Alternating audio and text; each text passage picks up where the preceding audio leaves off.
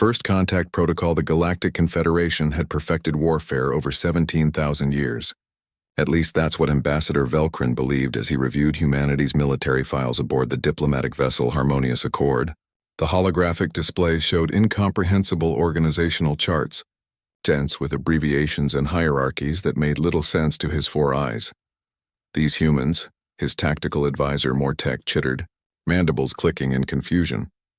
They list hundreds of military units. But where are their elite forces? Velkrin's tail twitched with growing concern. Every civilization in the Confederation followed the same basic principle.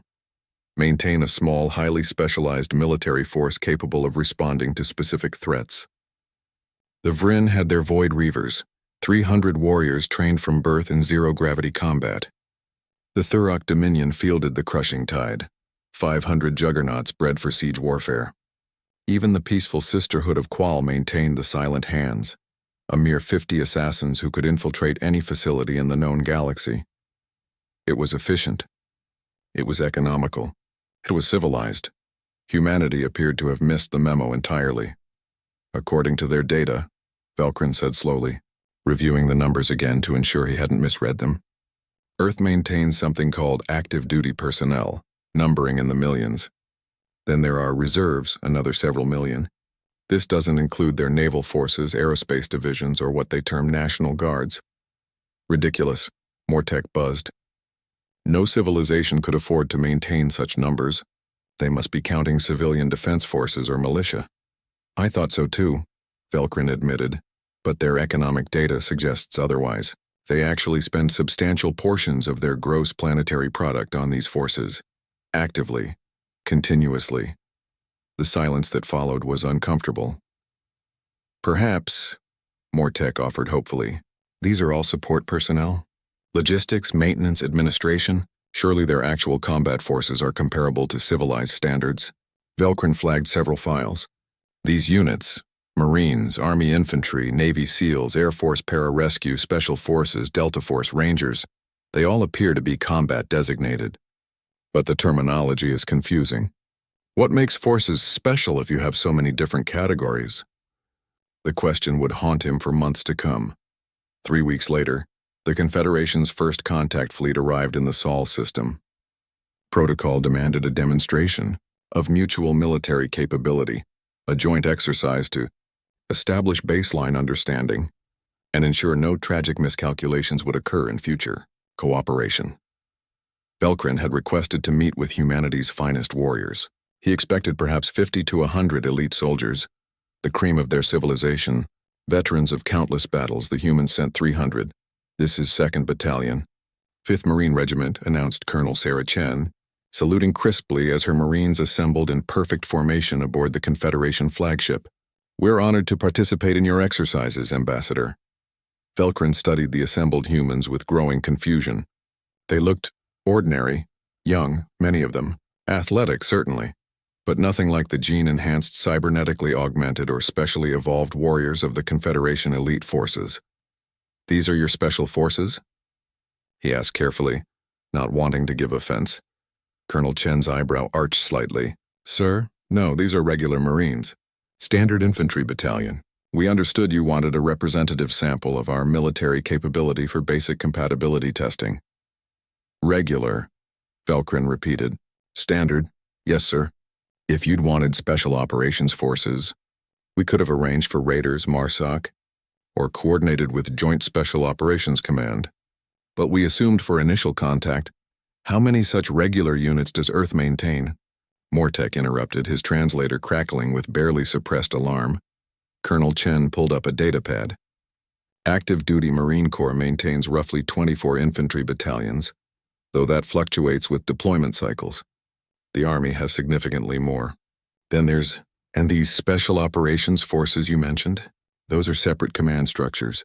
Rangers, SEALs, Special Forces Groups, MARSOC, Air Force Special Operations, Delta, though I can't discuss specific numbers on that last one, and several other specialized units depending on mission requirements. Velkrin felt his primary stomach clench.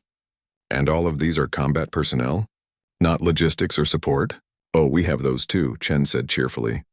Combat to support ratios vary by service branch, but even our support personnel receive combat training.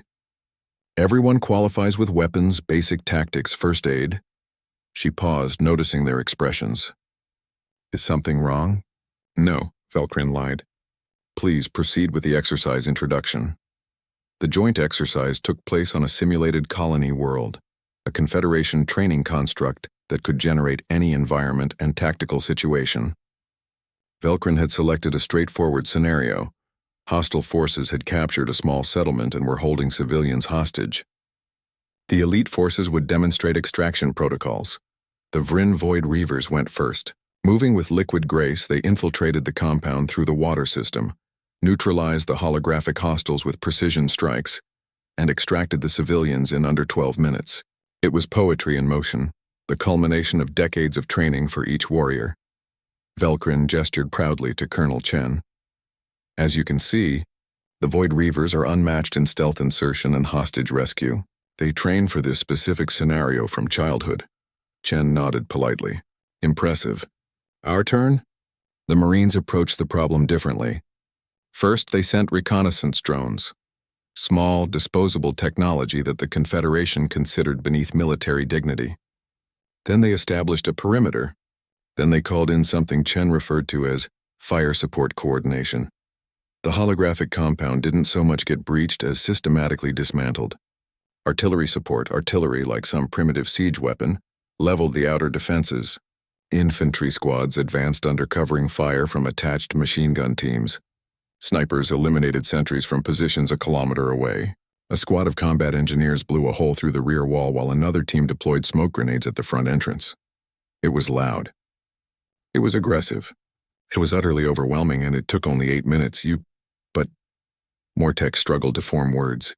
You destroyed the entire facility. Hostiles neutralized, civilians safe, Chen reported. No friendly casualties. That's a successful mission, Ambassador. But you used such excessive force. Such waste of resources. Those artillery shells alone must have cost about 12,000 credits in your currency? Chen shrugged. Cheaper than training a soldier from birth for 20 years. And we can produce millions of shells. We can't produce millions of Void Reavers.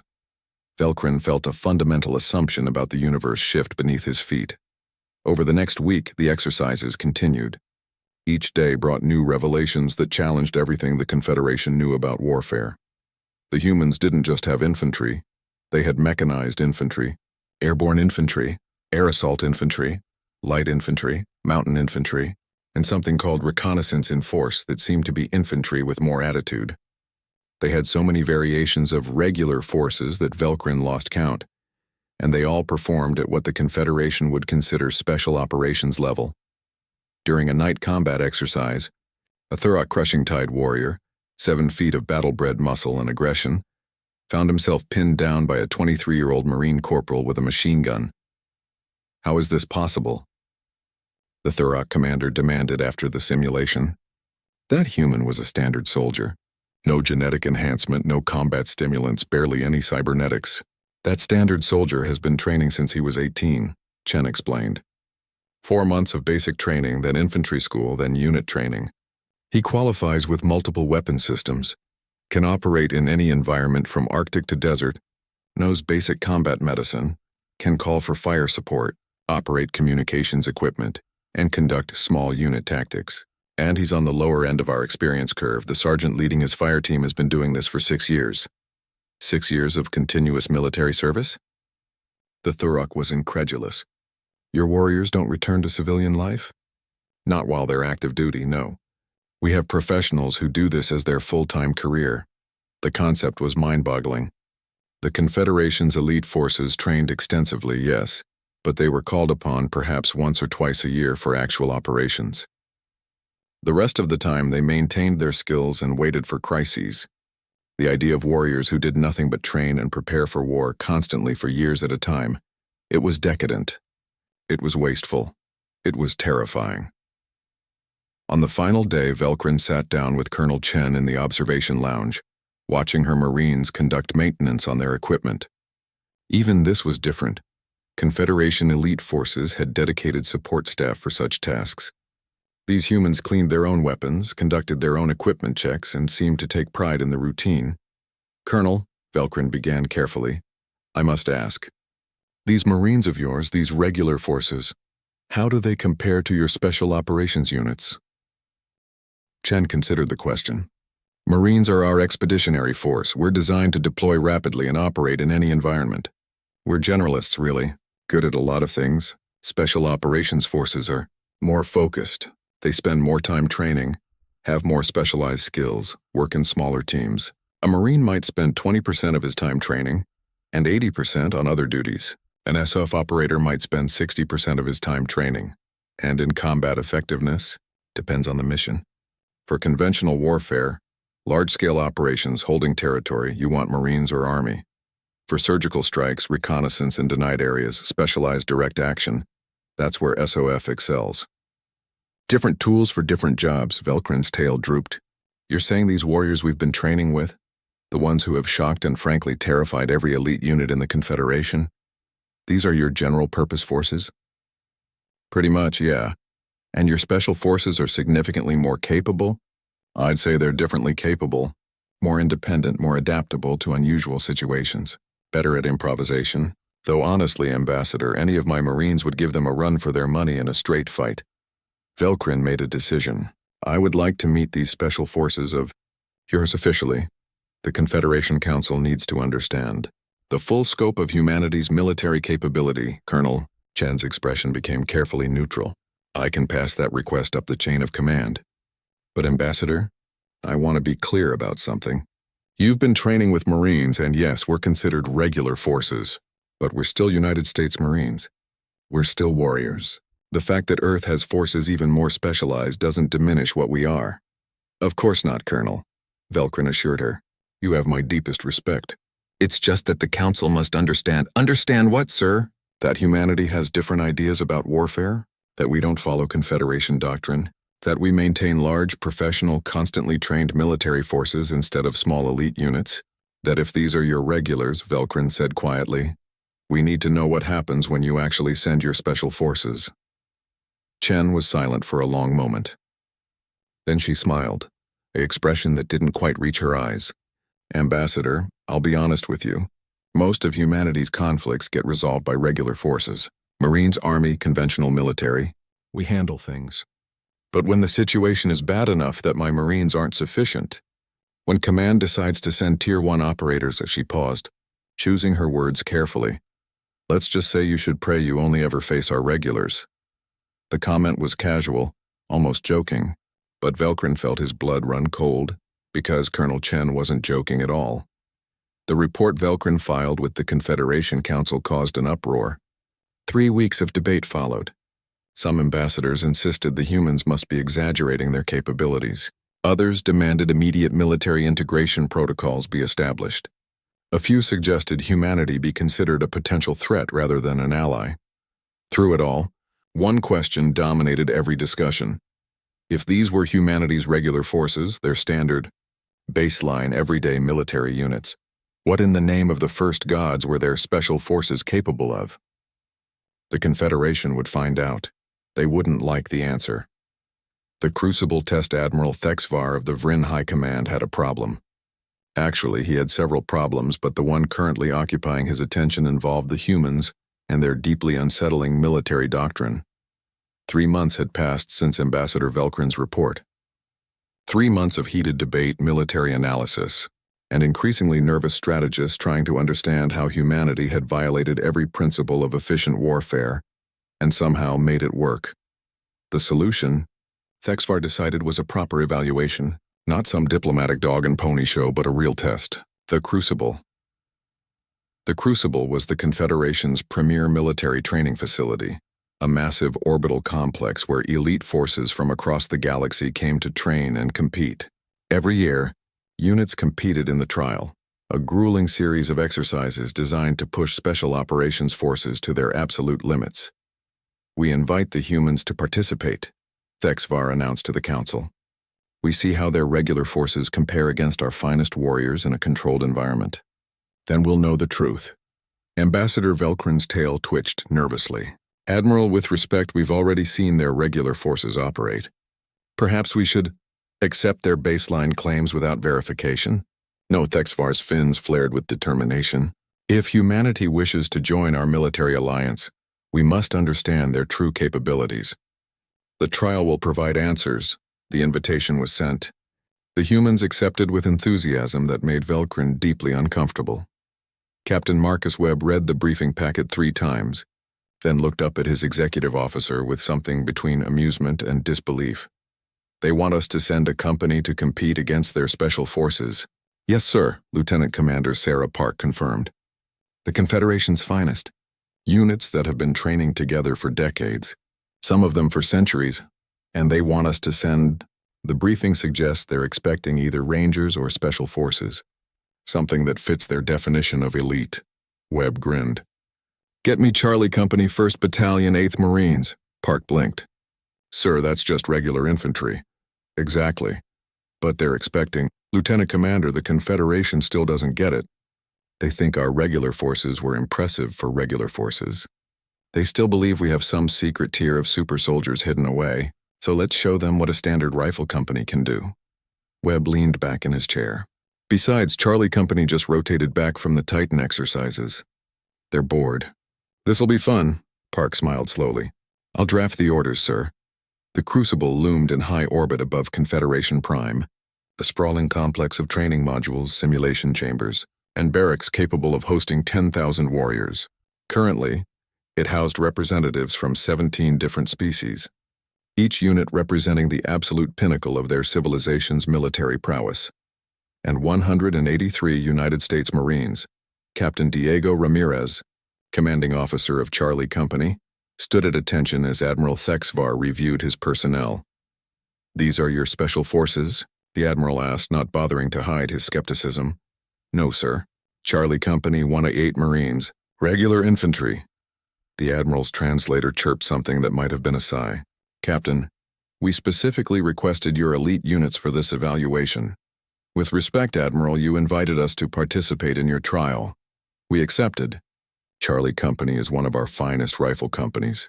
We're ready to compete. Thexvar studied the assembled humans. Young, most of them. No obvious enhancements. Standard body armor and weapons. They look like soldiers. Regular soldiers. Exactly like the Marines that had so unsettled Ambassador Velcrin.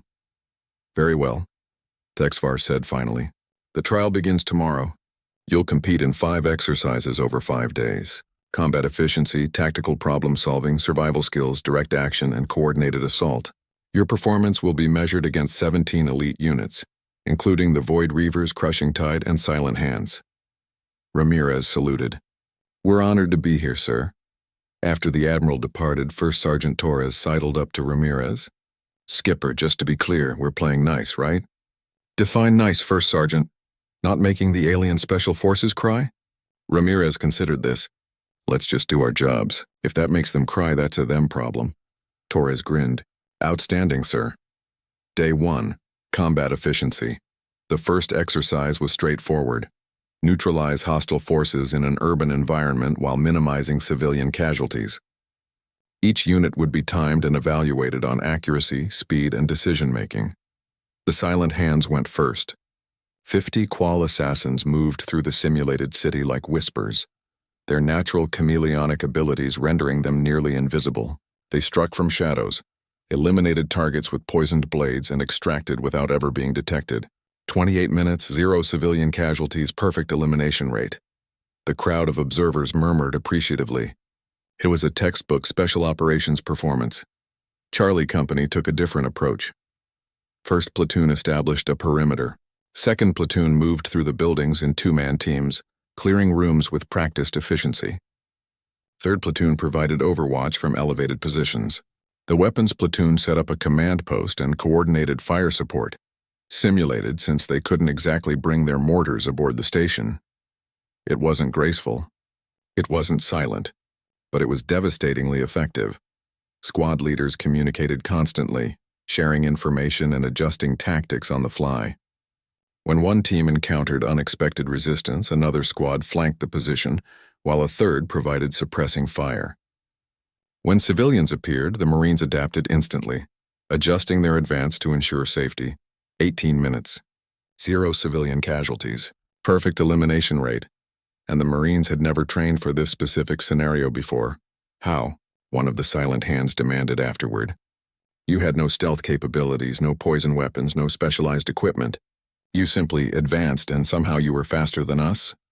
Staff Sergeant Jennifer Kim, leader of 2nd Platoon's 1st Squad, shrugged. We clear buildings all the time, ma'am. It's kind of our thing. We just did it the way we always do. You've done this before? This exact scenario? No, but we've cleared hundreds of buildings in training. Urban operations are standard curriculum. We train for it constantly. Kim paused. Don't your elite forces practice basic tactics? The silent hands warrior didn't answer, but her expression spoke volumes. Day 2. Tactical problem solving. The second exercise was more cerebral, a strategic puzzle. Each unit was given command of a battalion-sized force, simulated, and tasked with defending a city against a numerically superior invasion force. They could position units, set up defenses, and attempt to hold out for 72 simulated hours, the Thurok-crushing tide, with their 1,000 years of siege warfare experience, created an impenetrable fortress. Layer upon layer of overlapping defenses, kill zones, and hardened positions. The attacking force broke against their walls like water on stone. Brilliant defensive doctrine. Charlie Company's officers looked at the same problem and immediately started arguing. We need mobile reserves. Lieutenant Brad Hoffman insisted. Static defenses are just targets. We need artillery support, countered Lieutenant Amy Chen from Weapons Platoon. Control the engagement range, dictate their approach. Captain Ramirez let them debate for 5 minutes, then interrupted. Here's what we're going to do. 1st and 2nd Platoon establish strong points at these intersections. Not fortresses, just positions we can fall back to. 3rd Platoon is our mobile reserve, ready to respond to breakthroughs. Weapons Platoon, I want fire support planned for every avenue of approach. If they mass forces anywhere, I want them eating indirect fire. That's not really defensive, sir, Hoffman pointed out. No, it's not. We're going to defend by attacking. Let them come into the city, then cut them apart piecemeal. Use their numerical advantage against them. More targets for us, more coordination problems for them. The simulation ran. The attacking force entered the city and immediately found themselves in a nightmare. Every time they concentrated forces, artillery struck. When they dispersed to avoid fire support, Marine squads ambushed them from unexpected angles. Attempted breakthroughs ran into that mobile reserve, which seemed to materialize wherever the attack was weakest. The Marines didn't just defend the city. They counterattacked on day 2, broke the siege, and destroyed the invasion force with simulated casualties of only 15%. Admiral Thexivar stared at the results in disbelief. They weren't even defending. They were hunting. Aggressive defense, explained one of the human observers, a colonel named Patricia Ross who'd come to watch her Marines perform. We don't really do static warfare, Admiral. Even in defense, we're looking for opportunities to attack. It's the foundation of our tactical doctrine. Maintain initiative, keep the enemy reacting to us. But they're infantry. Ground forces. They should be holding positions, not conducting offensive operations. Colonel Ross smiled. Admiral, every Marine is trained in both offensive and defensive operations. We don't have defensive specialists and offensive specialists. We have Marines who do whatever the mission requires. That seems inefficient, does it? Because my Marines just destroyed an invasion force twice their size, while the Thurok, who've spent a millennium perfecting defensive warfare, would have just barely survived the 72 hours. Thexivar had no response to that. Day 3, survival skills. The 3rd exercise tested individual capabilities. Warriors were dropped into a hostile wilderness environment, individually, and had to survive for 48 hours while evading hunter-killer teams. Points were awarded for distance traveled, successful evasions, and resourcefulness. The Confederation's finest warriors demonstrated impressive skills. Enhanced senses, natural camouflage, decades of wilderness training. They hid, they evaded, they survived. The Marines thrived. Lance Corporal Jake Morrison, a 22-year-old from Colorado, not only evaded the hunter teams but laid an ambush for them, captured their equipment, and used it to track down and eliminate 2 other hunter teams. His post-exercise report casually mentioned that the environment was easier than Mountain Warfare Training Center in January. Corporal Lisa Washington, From inner-city Detroit with zero wilderness experience before joining the Corps, successfully navigated 40 kilometers of rough terrain, established 3 separate campsites, and left a trail of improvised traps that caught 4 different hunter teams. When asked how she'd acquired such skills, she looked confused. "Sir, this was just basic field training. We do this stuff all the time. Every Marine goes through combat survival training. It's not that complicated. Just follow the basics and don't do anything stupid." "But you had no food, limited water, hostile forces searching for you."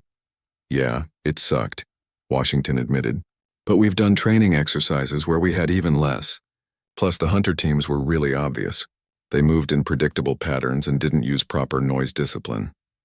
Made them easy to avoid. The really obvious hunter teams included some of the finest trackers in the Confederation." Day 4. Direct action. 4th exercise was simple brutality.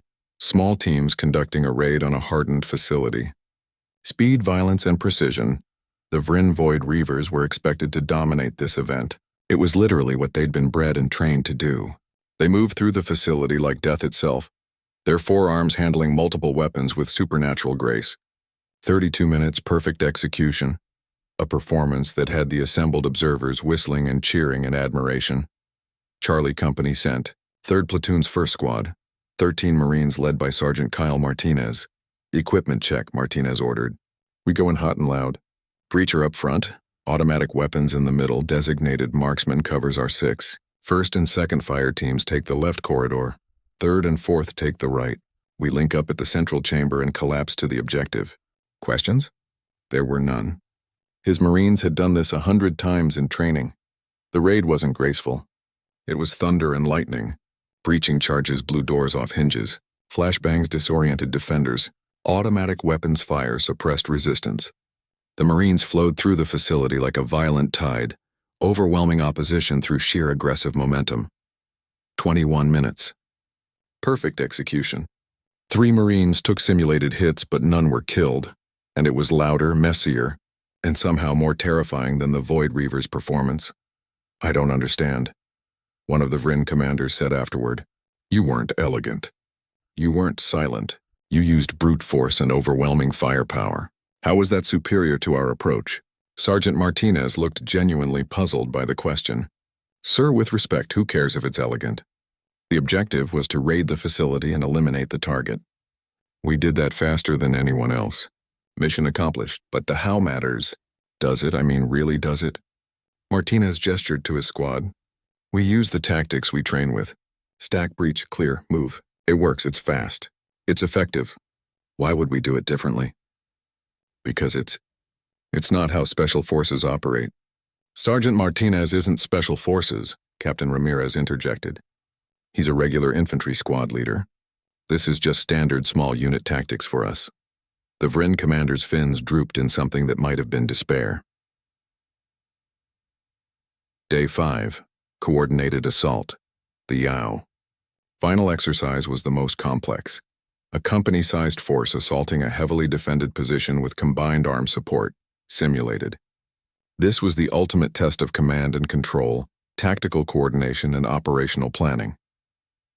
17 elite units took their turns. Some performed brilliantly, leveraging their specialized capabilities to overcome the defenses. Others struggled, their small numbers and specialized focus making the larger-scale operation difficult. Charlie Company approached it like they'd been doing combined arms operations their whole lives, because they had. Captain Ramirez coordinated with simulated artillery support, calling in fire missions to suppress the defenses. His forward air controller, yes, infantry companies had those, called in simulated close air support. 1st Platoon conducted a feint at the main gate, while 2nd and 3rd platoons assaulted from unexpected angles. The weapons platoon provided overwatch and directed supporting fire to wherever resistance was stiffest. It was a symphony of destruction, with Ramirez conducting every element in perfect harmony. The defenses collapsed in 37 minutes. "How many times have you practiced this operation?" Admiral Thexvar demanded. "This specific scenario?" "Never," Ramirez replied. "But combined arms assault? We train for that constantly, sir. It's fundamental infantry tactics. We always operate with supporting elements, air, artillery, armor when available, Coordinating with them is just part of what we do. Always? Your standard infantry coordinates with supporting elements as a matter of routine? Yes, sir. That's what combined arms means. Thexvar felt something fundamental break in his understanding of warfare. The Confederation's elite forces were specialists. They didn't need combined arms because they were supposed to be so skilled they could handle missions independently. Supporting elements were for regular forces, for mass armies, for conventional warfare. But humanity's regular forces used combined arms as standard procedure. They didn't operate independently. They operated as part of a larger machine, each piece supporting the others, and somehow that made them devastatingly effective. The trial concluded with an awards ceremony. Charlie Company had won 4 out of 5 exercises outright and placed second in the 5th. It wasn't even close. Admiral Thexvar stood before the assembled warriors and did something unprecedented in the Crucible's history. He conceded complete defeat. Warriors of the Confederation, he began, his voice heavy. We have been operating under a fundamental misunderstanding of military capability. We believed that specialization was the pinnacle of warfare, that small numbers of highly trained elites could accomplish anything. The humans have shown us the flaw in that thinking. He gestured to Charlie Company. These are not humanity's special forces. These are regular infantry, standard baseline everyday soldiers. And they have defeated the finest warriors our civilizations can produce, not because they are more physically capable, not because they have superior technology, but because their entire military philosophy is different from ours. Thexvar paused, gathering his thoughts. We train small numbers of elites for specific missions. Humanity trains entire armies to elite standards. We maintain specialists. Humanity maintains professionals. We field the finest warriors our species can produce. Humanity fields millions of them. The silence was absolute. Ambassador Velcrin asked what humanity's special forces were capable of. Thexvar continued. I believe we've been asking the wrong question. The question is not what their special forces can do. The question is, what kind of force could be so dangerous, so capable, that humanity considers units like Charlie Company to be merely regular infantry? He looked directly at Captain Ramirez. Captain, I have a request.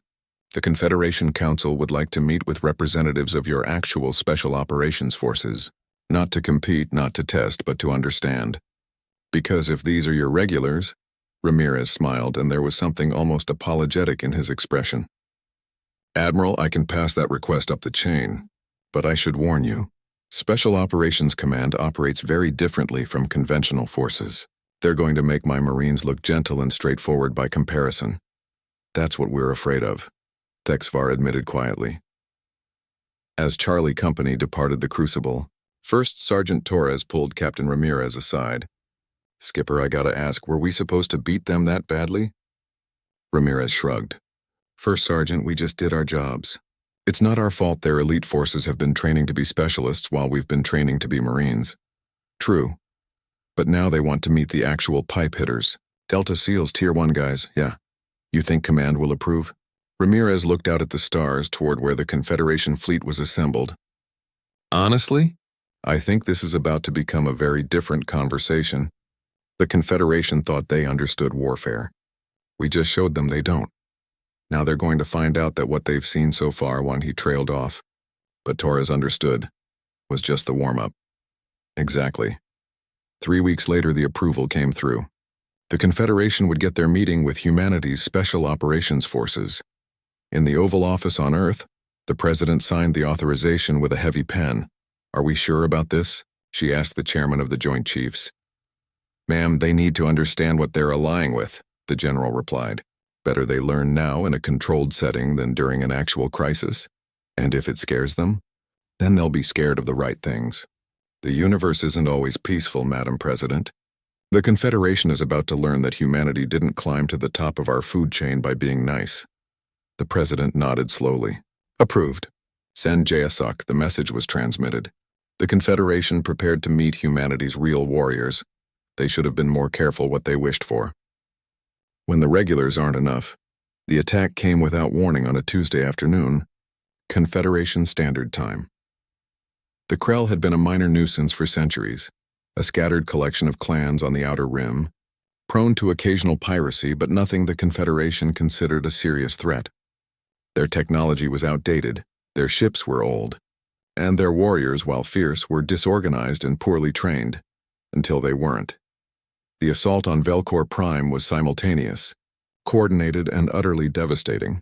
50 Krell warships dropped out of FTL and immediately began orbital bombardment. Their weapons weren't the outdated plasma casters the Confederation had expected. They were something new, something frighteningly advanced, and something that tore through Velcor's planetary shields like they weren't even there. Ground forces followed within minutes. Thousands of Krell warriors in modern combat armor, carrying weapons that matched or exceeded Confederation military technology, employing tactics that spoke of training and discipline. The Velcor defense forces collapsed within hours. Emergency protocols activated across the Confederation. The Silent Hands deployed first, 50 of the finest warriors in the galaxy, tasked with infiltrating the Krell command structure and decapitating the leadership. They found 32 of the 50 warriors dead within the first 6 hours. The remaining 18 barely escaped. The Void Reavers came next, 300 elite soldiers inserted via orbital drop, tasked with establishing a beachhead for Confederation reinforcements. 243 didn't make it off the planet. The crushing tide was held in reserve, but reserves meant nothing when the front line had ceased to exist. Velcor Prime fell in 3 days. 5 million civilians dead. The Confederation's finest military units shattered, and the Krell weren't stopping. Intelligence suggested they were massing for strikes on 3 more colony worlds. In the Confederation Council chambers, panic was setting in. "This isn't possible," Ambassador Velcrin said for the 10th time, staring at the casualty reports. "The Krell don't have this capability. They don't have the organization, the technology that they do now," Admiral Thexvar interrupted grimly. "Someone armed them. Someone trained them. And someone planned this campaign with a level of sophistication we've never seen from them. Our elite forces are defeated." Thexvar's fins drooped. "We've deployed 4 specialized units. 3 are combat ineffective. The 4th barely escaped. The Krell are using tactics we don't understand, technology that counters our standard approaches, and they have numerical superiority on every battlefield." The council chamber fell silent. Finally, Counselor Mortek spoke, his mandibles clicking nervously. "What about the humans? Their regular forces are engaged in security operations across 17 sectors," Thexvar replied. "We could request additional units, but deployment would take weeks, and even their Marines." He trailed off, clearly struggling with the admission. "Even their Marines are trained for conventional warfare. This situation requires something more specialized." Velcrin's tail twitched. "Then perhaps it's time we stop asking for their regular forces." The message reached United States Special Operations Command at 300 Eastern Time. By 600, a briefing was underway at Fort Bragg. By 0900, the orders were cut. Joint Special Operations Command would deploy. Major General Claire Thompson, JSOC Commander, stood before a holographic display showing the tactical situation on Velcor Prime and the surrounding systems. Behind her, representatives from Delta Force, SEAL Team 6, 75th Ranger Regiment, and various other units waited for their orders. "Gentlemen," she began, "the Confederation has requested our assistance with a situation they can't handle. Hostile forces have overrun one of their colony worlds and are threatening to expand. Their elite units have been destroyed or rendered combat ineffective. We're being asked to do what we do best, solve problems that don't have conventional solutions." She pulled up intelligence reports. The enemy calls themselves the Krell. Approximately 50,000 ground forces on Velcor Prime, equipped with modern weapons and armor, well-trained, well-led. They've demonstrated capability to defeat Confederation Special Operations Forces repeatedly. They hold the major population centers and are fortifying their positions. A SEAL commander raised his hand. "Ma'am, if the Confederation's special forces couldn't handle this, what makes them think we can?" Thompson smiled. "Because they've only ever seen our Marines, Colonel. They've never seen what Tier 1 operators can do. They're about to learn the difference between special and special operations." She highlighted several objectives on the map. "Delta, I want you to locate and eliminate the Krell command structure. Devgru, you're tasking with hostage rescue. They're holding approximately 10,000 civilians in the capital city. Rangers, you're inserting behind enemy lines to disrupt their supply lines and communications. Everyone else has supporting roles. ISR, combat search and rescue, direct action is needed. Timeline? Asked the Delta commander. You deploy in 12 hours. Operation begins 48 hours after that. Confederation forces will provide orbital support and logistics, but this is our show. Questions? There were none. Everyone in the room had done this before, just never against alien hostiles. One more thing, Thompson added. The Confederation is going to have observers. They want to see how we work. They think they understand human special operations based on their experience with Marines and regular Army. Show them they don't know the half of it. 48 hours later, 300 kilometers above Velcor Prime, the Confederation observers gathered in the Fleet Command Center. Ambassador Velcrin, Admiral Thexvar, and a dozen military specialists prepared to watch humanity's real special forces in action. They expected something similar to what they'd seen from Charlie Company. Aggressive, loud, overwhelming force. They were completely unprepared for what actually happened. The insertion was invisible, no orbital drop, no dramatic atmospheric entry. The Special Operations Forces simply appeared. Advanced stealth transports deposited them in locations the Confederation couldn't track, using technology that their sensors couldn't detect. Where are they? Mortek demanded, studying his displays. We should be tracking their approach. That's the point, replied the American liaison officer, a colonel named James Mitchell. You're not supposed to see them until they want to be seen. The first indication that something was happening came 30 minutes later, when the Krell command network went dark. No explosions, no firefights, just a sudden, complete loss of communications across their entire force structure. What happened? Thexvar asked. Delta Force just took out their communications hubs, Mitchell replied calmly. All 7 primary nodes simultaneously. The Krell leadership is now deaf, dumb, and blind. 7 targets hit at exactly the same time. Welcome to Tier 1 operations, Admiral.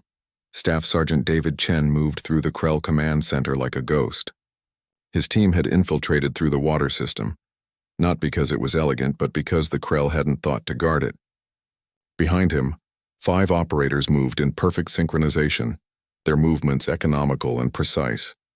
They weren't the biggest, strongest, or fastest warriors in the galaxy, but they were the best at what they did. Command center ahead, Chen whispered into his comm. 3 hostiles, light security. You're cleared hot, came the response. What happened next took 4 seconds. Suppressed weapons coughed twice. 2 Krell guards dropped without a sound. The third reached for an alarm and found Chen's knife in his throat before his hand moved 6 inches. Sender secure. Moving to objectives. The operator placed charges on the communication equipment with practiced efficiency, precise amounts of explosives carefully positioned to destroy the systems without causing structural damage. This wasn't about making noise, it was about surgical removal of capability. Charges set. 30 seconds. They were gone before the explosions rippled through the building. 200 kilometers away, SEAL Team 6 was conducting the hostage rescue that the Silent Hands had failed to accomplish. The difference was preparation. The SEALs had spent 40 hours collecting intelligence, building detailed maps, identifying guard patterns, locating the hostages, planning entry and exit routes, preparing for 17 different contingencies. When they moved, it was with absolute precision. Lieutenant Commander Sarah Park led her team through the building in near total silence. Enhanced night vision let them navigate the darkened corridors. Advanced communications let them coordinate without speaking. Years of training let them move as a single organism. 2 guards north corridor, she whispered, her voice barely audible even over comms. Her teammate nodded once. 2 shots, 2 bodies. They were passed before the guards hit the floor. The hostages were in the central courtyard. 10,000 civilians huddled together, guarded by 40 Krell warriors with automatic weapons. It should have been an impossible rescue. Too many hostages, too many hostiles, too much open ground. The SEALs had planned for impossible. All teams in position, Park reported. Execute, came the response. What followed was violent poetry. Snipers eliminated the exterior guards simultaneously. 23 targets neutralized in under 3 seconds. Breaching teams entered through pre-positioned entry points, their movements synchronized to the microsecond. The interior guards found themselves caught in a crossfire from positions they hadn't known existed. The entire action took 90 seconds, all hostages secure. Park reported. 0 friendly casualties. 0 civilian casualties. In the Fleet Command Center, Ambassador Velcrin stared at the tactical display in disbelief. They extracted 10,000 civilians from a fortified position in 90 seconds? DevGru doesn't really do slow, Colonel Mitchell replied. When they move fast. The Rangers were having the time of their lives. While Delta and DevGru conducted surgical strikes, the 75th Ranger Regiment was doing what Rangers did best, causing absolute chaos behind enemy lines. Captain Mike Rodriguez led his company in a series of rapid raids on Krell supply depots, ammunition dumps, and staging areas. They moved fast, hit hard, and disappeared before the enemy could respond. It wasn't elegant, Rangers didn't pretend to be ghosts like Delta, but it was devastatingly effective. 3rd Platoon, what's your status? Rodriguez called over the tactical net. Fuel depot is burning nicely, sir, came the cheerful response. Moving to Rally Point Alpha. 2nd Platoon. Ammunition dump is toast. You were right about the secondary explosions, that was awesome. Stay focused. 1st Platoon, you're up. Roger that. We have eyes on the vehicle park. Looks like about 40 armored transports. Leave them gifts and get out. The gifts were shaped charges placed on critical components. When they detonated 30 minutes later, the Krell lost their entire motor pool. In 24 hours, the Rangers conducted 18 separate raids.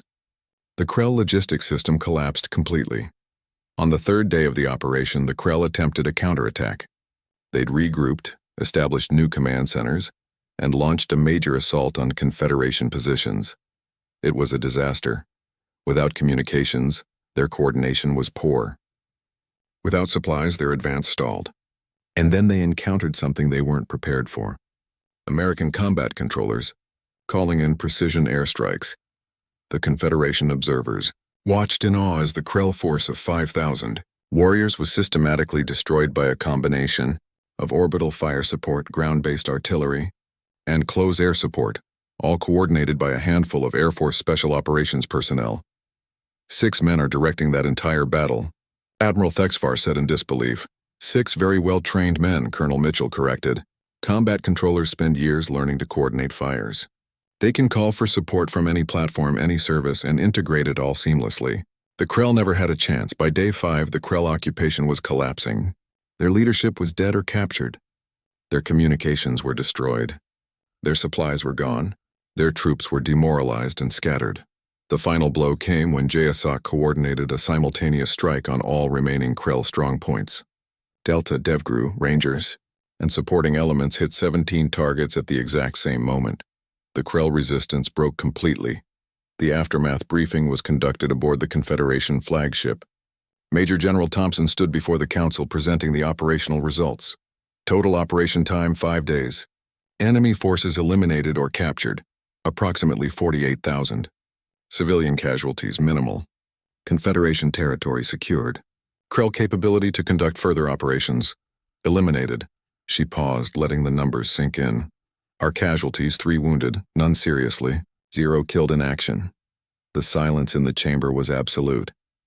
Finally, Ambassador Velcrin spoke. How? Your forces were outnumbered 100 to 1. The Krell had defeated our finest warriors. How did you achieve what we could not? Thompson considered her answer carefully. Ambassador, your elite forces are specialists. They're very good at what they train for. Our special operations forces are something different. They're professionals who train for everything. Delta can conduct direct action, hostage rescue, counterterrorism, reconnaissance, or command raids. SEALs can do all that plus maritime operations, underwater insertion, and specialized warfare. Rangers can conduct airborne operations, direct action, and sustained combat operations. But our forces train for multiple skills as well. Do they train full-time?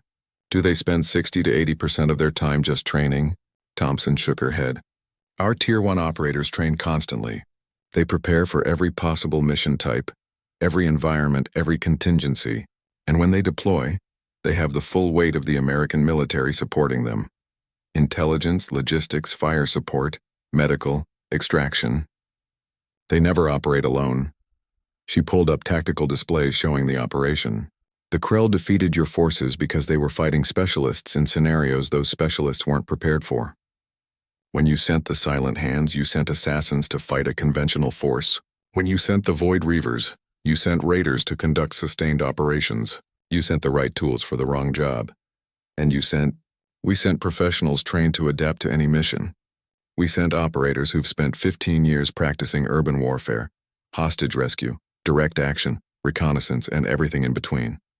We sent teams that train together constantly and support each other seamlessly. And most importantly,